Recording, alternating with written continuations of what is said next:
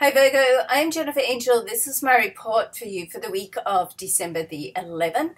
And it's such an exciting time in December in the way that there's so much going on. It's a busy time. I know that I'm like really busy at the moment, and it's like getting things organized sort of leading up to the end of the year. I just launched my new website. Please go along and have a look at this and the new soul shop. And if you can, I'd love you to subscribe to my newsletter. So it's at jenniferangel.com. If you've already subscribed to the newsletter, please do it again because something happened with the Mercury retrograde at the moment.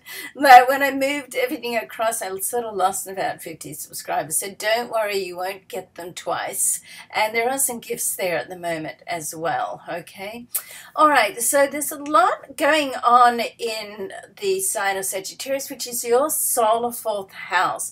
So we've got Venus, the Sun, Mercury, your ruling planet, which is retrograde, and also Saturn, not for much longer. Saturn is going to move out of this area in another week and a half or so, but it's sort of at that critical intense degree right now. So there's an opportunity right now to get together with family, but more so than that, to really have discussions with them and discussions from the heart. So when Venus is involved, it really does bring in the heart, and when Mercury is involved, it allows you and helps you to get down and access your inner feelings and be able to share them and to share your feelings in a way that you want to be heard and people can hear you during this time. Because even though Mercury is retrograde, it's like in that period of the retrograde transit where it sort of evens out a bit, you know, or a lot. And so we're not quite in that storm. So this week is good for doing anything like that. Now, with Saturn right at the edge there, it can bring up some issues of authority, and it can bring up some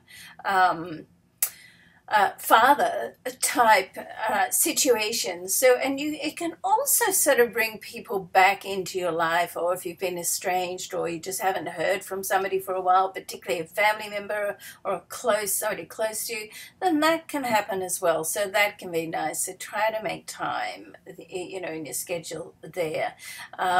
Mars does sit in your area of communication and creativity. So just the one thing to remember there, that communication is like listening and talking. I probably said this to you last week. Sorry if I'm repeating myself.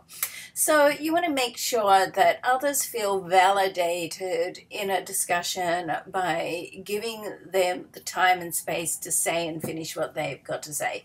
Even if you know exactly what they're going to say, okay? It's hard not to talk over people sometimes when you know, and when you're in a hurry too, okay? But that's sort of one of the lessons for this week. All right, so love and luck to you. Have a great week. We'll see you next week.